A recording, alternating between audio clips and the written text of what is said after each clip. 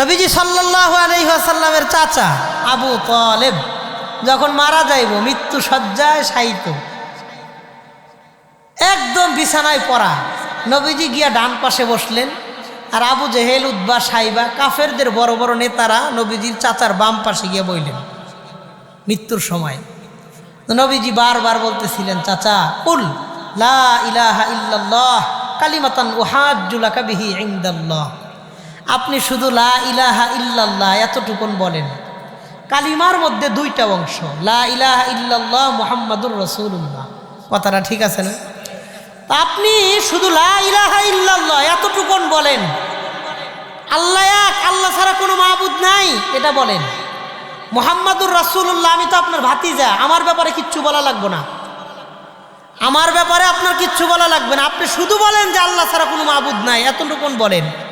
উহাজ্জু লাকা বিহি ইনদাল্লাহ, আমি আল্লাহর কাছে গিয়ে দলিল পেশ করব, বলবো যে আমার চাচা আপনাকে রব হিসেবে মানছে, আমারে রসুল হিসেবে মানছে কিনা পরের হিসাব, আপনাকে আল্লাহ হিসেবে মানছে। আমার চাচাকে আপনি জাহান্নামে দিতে পারবেন না, আমার চাচাকে আপনি জান্নাত দেন।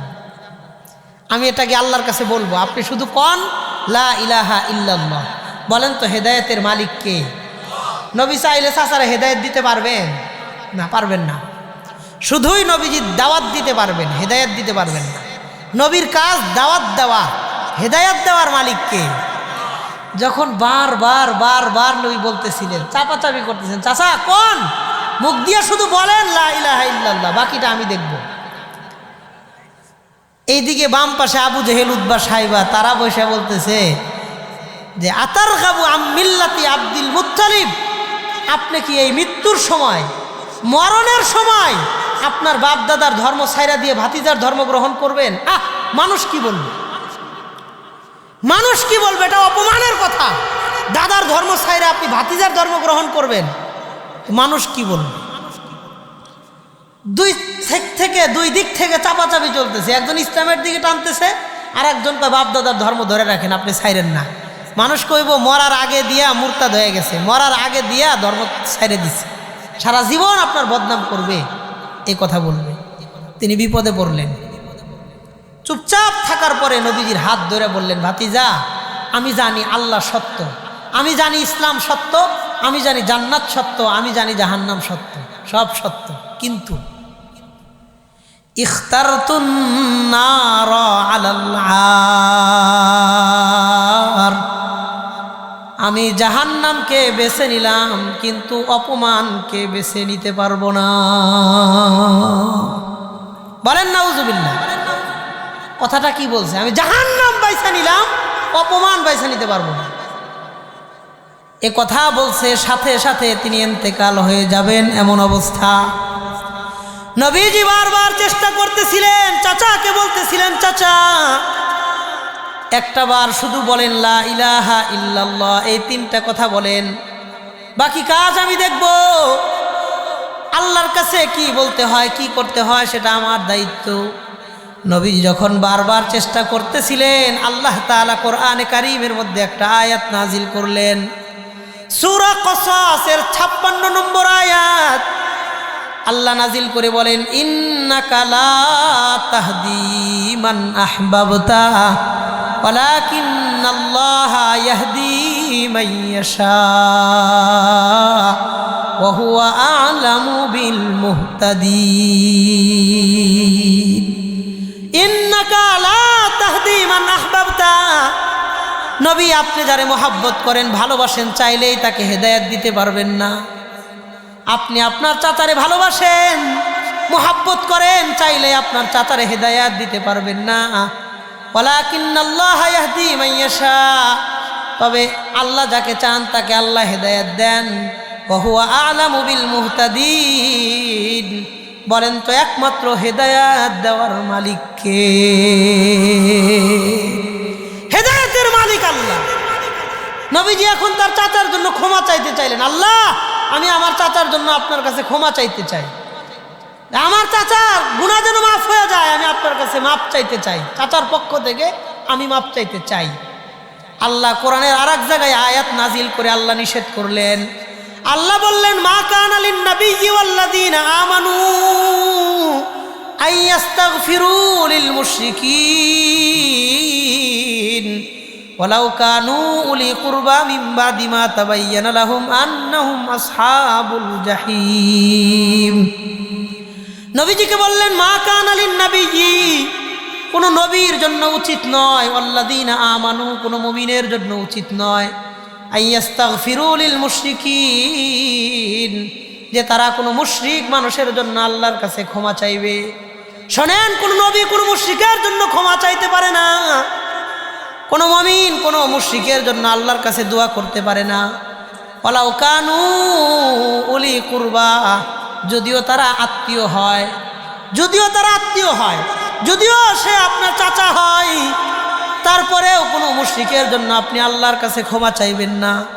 মিন বাদি মা তাবায়্যানা লাহুম আন্নাহুম আসহাবুল জাহিম, কারণ এ কথা স্পষ্ট যে তারা জাহান্নামে যাবে। জাহান্নামের ফায়সালা হওয়ার পরেও আল্লাহর কাছে কেউ ক্ষমা চাইবেন না। এক কথায় বলা যায়, আল্লাহ নবীকে কঠোরভাবে নিষেধ করলেন, সাবধান, কোনো মুসলমান মুশরিকের জন্য আল্লাহর কাছে ক্ষমা চাইবে না, আপনি চাইেন না। ইব্রাহিম নবী যে তার বাবার জন্য আল্লাহর কাছে ক্ষমা চাইছিল, একটা আশ্চর্য রকমের ঘটনা। ইব্রাহিম নবী তার বাবারে বারবার দাওয়াত দিছে, আব্বা আপনি শয়তানের পূজা করেন না, আপনি মূর্তি পূজা করেন না, আপনি ছাইরা দেন, আপনি আল্লাহর পথে ফিরে আসেন। ইয়া আবাতি লা তা'বুদিশ শাইতান, আপনি শয়তানের ইবাদত করেন না। লম্বা কথা আসছে কোরআন শরীফে। এক পর্যায়ে ইব্রাহিম আলাইহিস সালামের বাবা বলে, আতারগাবু আম মিল্লাতি আবাইনা, তুমি কি আমাদের বাপ দাদার ধর্মের বদনাম করো? শোনো, লাইল্লাম তাংতাহি লারজুমান্নাক, তুমি যদি আমাদের ধর্মের বিরুদ্ধে বলা না ছাড়ো, আমরা তোমাকে পাথর দিয়ে হত্যা করব, আগুনে ঝুলাইয়া তোমাকে মারব। সন্তানকে হুমকি দিল, সাবধান, আমার বাপ দাদার ধর্ম নিয়ে কিচ্ছু কইবা না, যদি কও পাথর মারে তোমার হত্যা করব, আগুনে পুরাইয়া তোমার হত্যা করব। এই কথা বলার পরে তো আর কিছু বলা যায় না। ইব্রাহিম নবী বললেন, ক্বালা সালামুন আলাইক, সালাম, আপনাকে আমি বিদায়ী সালাম জানাইলাম, আজ থেকে আপনাকে আমি ত্যাগ করলাম, আপনাদের ধর্ম, আপনারা যে সমস্ত মূর্তির পূজা করেন সব ত্যাগ করলাম। তবে সাআস্তাগফিরু লাকা রব্বি, আমি আপনার জন্য একবার হইলেও আমার আল্লাহর কাছে আপনার জন্য ক্ষমা চাইব। আমি একবার হইলেও আল্লাহর কাছে বলবো, আল্লাহ আমার আব্বারে মাফ করে দেন। ইন্না রব্বি কানা বি হাফিয়া, আমার রব, আমার আল্লাহ আমার প্রতি অনেক দয়াশীল। আমি যদি আল্লাহর কাছে মাফ চাই, আমার বিশ্বাস আল্লাহ আপনারে মাফ করে দিবে। বলেন তো, কোনো মুশরিককে আল্লাহ কি কখনো মাফ করবেন? না, আল্লাহ মাফ করবেন না, এটা চূড়ান্ত সিদ্ধান্ত। কিন্তু নবী ওয়াদা দিয়ে দিছে, আমি আল্লাহর কাছে আপনার জন্য দোয়া করব। দুদিক দিয়ে সমস্যা। এক নম্বর, আল্লাহ মাফ করবেন না, এটাই সিদ্ধান্ত। আবার নবী ওয়াদা দিছে, সাআস্তাগফিরু লাকা রব্বি, অবশ্যই অবশ্যই আমি আপনার জন্য আল্লাহর কাছে ক্ষমা চাইব। তো নবী ক্ষমা চাইলে কি মাফ করবেন আল্লাহ? না। এই জন্য নবীজির মনে প্রশ্ন জাগতে পারে, ইব্রাহিম নবী তো তার বাবার জন্য আল্লাহর কাছে ক্ষমা চাইছে, তাইলে আমি আমার চাচার জন্য কেন ক্ষমা চাইতে পারবো না? এই জন্য আল্লাহ আয়াত নাযিল করলেন, ওমা কানা ইস্তিগফারু ইব্রাহিম লিআবিহি ইল্লা আম মাউইদাতি ওয়াদাহা ইয়া। ইব্রাহিম নবী তার বাবার জন্য ক্ষমা চেয়েছিলেন, এটা শুধু একটা ওয়াদা রক্ষা করেছেন, তিনি ওয়াদা দিছিলেন, ওই ওয়াদা পালন করছেন। যখন তার কাছে পরিষ্কার হয়েছে যে তার বাবার জন্য ক্ষমা চায়া লাভ নাই, তাবাররা মিনহু ইন্না ইব্রাহিম লাআওয়াহুন হালিম, তার বাবাকে ত্যাগ করেছে। আর শোনেন, ইব্রাহিম নবীর মনটা বড় নরম ছিল, তিনি নরম দিলের মানুষ ছিলেন। এই জন্য ইব্রাহিম নবী ক্ষমা চাইছিলেন তার বাবার জন্য, আমি আল্লাহ মাফ করি নাই, আপনি আপনার চাচার জন্য আমার কাছে ক্ষমা চাইবেন না, ক্ষমা চাইেন না। বলেন, হেদায়েতের মালিক কে? আল্লাহ। আল্লাহ তো আমাদেরকে হেদায়েত দিয়েছে, পরিবারের সবাই মুসলমান বানাইছে, কিন্তু এই মুসলমান হওয়ার পরেও যদি পরিবার নিয়ে জান্নাতে যাইতে না পারি, ঈমান নিয়ে যদি সবাই কবরে যাইতে না পারি, সম্পূর্ণ দোষ আমাদের, এখানে আল্লাহর কিচ্ছু করার নেই। কথা বলেন, আল্লাহ তো ইমান দেওয়ানোর দরকার দিছেন, তা আমি ইমান নিয়ে কবরে যাইতে পারি নাই, আমি ইমান নিয়ে হাসরের কাতারে, হাসরের মাঠে মুমিনের কাতারে আমার পরিবার নিয়ে দাঁড়াইতে পারি নাই, তো এই দায়ভার আমার, এনে আল্লাহর দোষ নাই, দোষ আমার। কথা বলেন, এই জন্য নিজের টেনশন না করে পরিবারের টেনশন করতে হবে। কোনো মুসলমান নিজের পরিবার থেকে গাফেল হতে পারে না। অথচ এখন অবাক লাগে, নিজের বাপ মা পোলাপানের হাতে দামি দামি মোবাইল কিনে দিয়ে পোলাপানরে নিজেই জাহান্নামের রাস্তা দেখায় দেয়। কথা বলেন, হ্যাঁ, যা চায় তাই দেয়। তে ভালো কিছু চাইলো না খারাপ কিছু চাইলো এটা দেখার বিষয় না, দিয়ে দেয়, সাথে সাথে দিয়ে দেয়। ঘন্টার পর ঘন্টা গেমস খেলতেছে, ফ্রি ফায়ার খেলতেছে, পাবজি খেলতেছে, কোনো অসুবিধা নেই। মা তার পোলা ছোট্ট একটা বাচ্চা, ওর মেধা এখন ভালো ভালো জিনিস শিখবে, মেধা বিকশিত হবে, ছোট্ট বাচ্চার হাতে সারাদিন মোবাইল দিয়ে রাখে। আর ওই যে ভাত খাওয়ার সময়ও মোবাইল দিয়ে রাখে, ঘুমের সময়ও মোবাইল দিয়ে রাখে, 24 ঘন্টায় এর হাতে মোবাইল দিয়ে রাখে। আর মা খুশি, কয় মোবাইলটা থাকলে আমারে বিরক্ত করে না, মোবাইলটা হাতে থাকলে আমারে বিরক্ত করে না। আপনার মোবাইল দিলে যে ক্ষতি হয়, বিরক্ত করলে এত ক্ষতি হয় না। কথা বলেন। আর এখন মা বাবাও মাইনা নিছে, কয় পোলা মোবাইল ছাড়া খাওয়াইতে পারি না। কি কয়, মোবাইল ছাড়া খাওয়াইতে পারি না। আমগো জামানায় মোবাইল ছিল না, আমরা না খাই মারা যাই নাই। কথা বলেন, পোলাপানের হাতে খাওয়ানোর সময় মোবাইল দিয়েন না, না দিয়ে রাখেন। 1 ঘন্টা 2 ঘন্টা ক্ষুধা লাগলে নিজে দৌড় ফাইরা পাতিলতে ভাত বাইরে নিয়ে খাইবে। কথা বলেন, হ্যাঁ, আপনি তো এখন মোবাইল দেওয়ার মেধা নষ্ট করতেছেন, বাজে জিনিসের দিকে পোলার ভবিষ্যৎটাকে আপনি নিজের হাতে নষ্ট করে দিতেছেন। কথা বলেন ঠিক কিনা?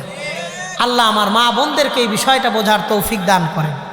ভুলেও ক্ষতিকারক জিনিস পোলাপানের হাতে দিয়েন না, আপনি দেখলে সতর্ক সাবধান করে দেন, এটা আপনার বাচ্চার ক্ষতি হবে, ভবিষ্যতেরও ক্ষতি, দুনিয়ারও ক্ষতি, আখেরাতেরও ক্ষতি। ছোট ছোট পোলাপানের মেধা নষ্ট হয়ে যায়। আল্লাহ বোঝার তৌফিক দান করেন। আমরা পরিবার নিয়ে ফিকির করব, বলেন ইনশাআল্লাহ।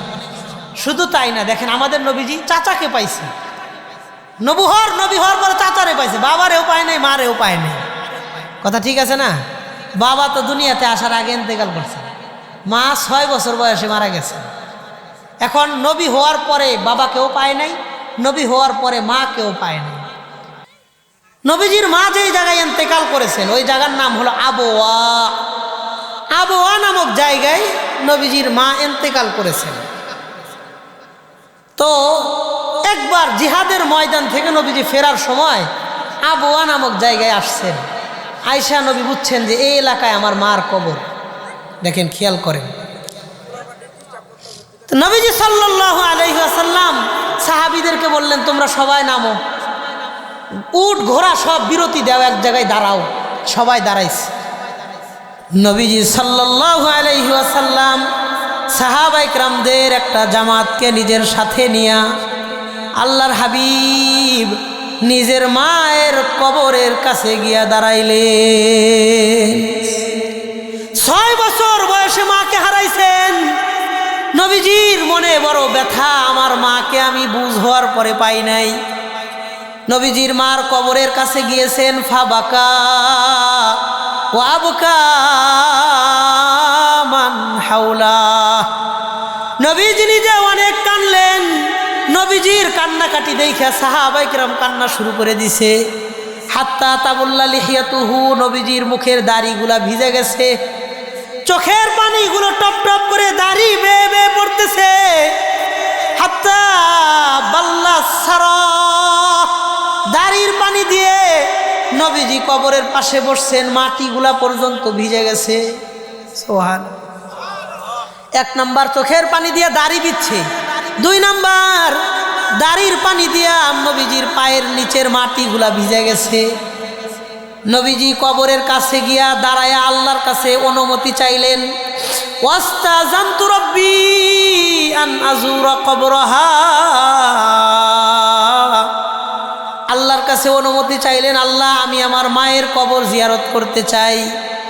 ফাযিনালি, নবীজি বলেন আল্লাহ আমাকে আমার মার কবর জিয়ারতের অনুমতি দিয়েছেন, তুমি কবর জিয়ারত করো। ওয়াস্তাযানতু আন আস্তাগফিরা লাহা,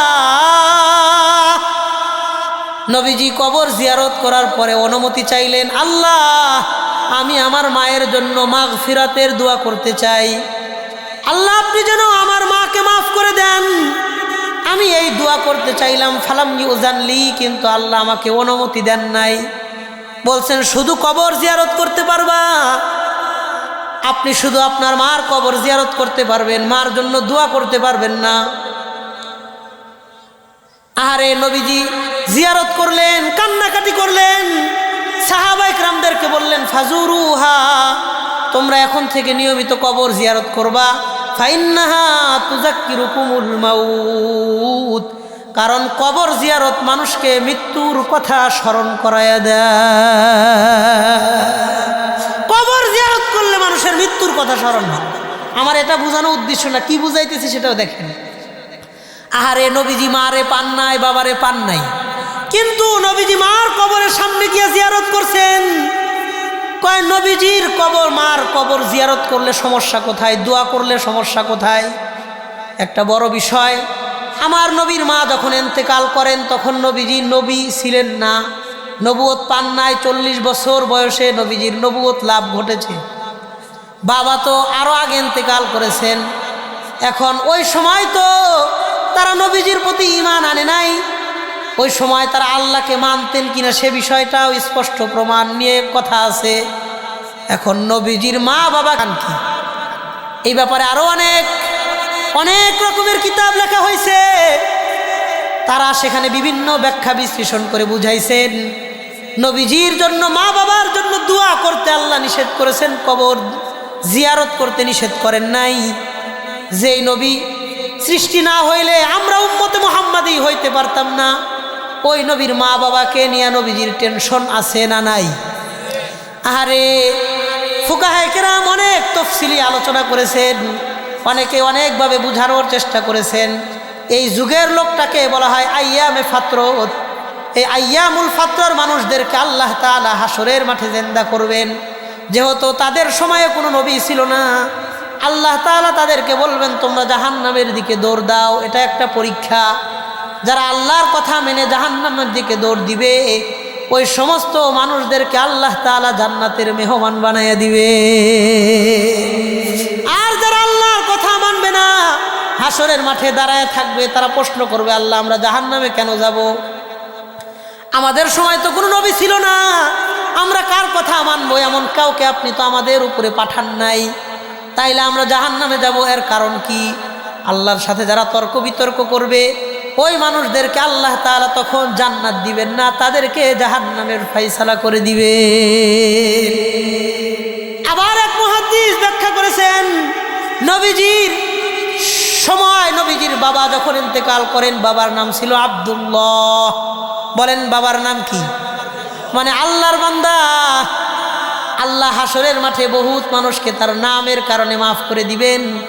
তো আব্দুল্লাহ এই নামের উসুলা করে আশাবাদী আল্লাহ তাআলা নবীজির বাবাকেও মাফ করে দিবে। এরকম অনেক ব্যাখ্যা তারা করছেন, ব্যাখ্যা বিশ্লেষণ করছেন। আমার বোঝানোর উদ্দেশ্য, নবীজি তার পরিবারের টেনশন করেছেন, তার চাচার টেনশন করেছেন, ইব্রাহিম আলাইহিস সালাম তার বাবার টেনশন করেছেন, নূহ আলাইহিস সালাতু ওয়াস সালাম তার সন্তানের টেনশন করছেন, লূত আলাইহিস সালাম তার স্ত্রীর টেনশন করছেন। সব মানুষেরাই তাদের পরিবারের টেনশন করছে। একমাত্র আমাদের বর্তমান যুগের মানুষ, আমরা নিজে ভালো হইলেই মনে করি জগৎ ভালো, পরিবারের টেনশনের দরকার মনে করি না। কথা বলেন? হ্যাঁ, সব নবীরা যদি পরিবারের টেনশন করতে পারেন, তাদের যদি টেনশন থাকে মাথায়, বলেন এই পরিবার নিয়ে বাইচা জান্নাতে যাওয়ার মতন টেনশন আমার আপনার করার দরকার আছে না নাই? আছে।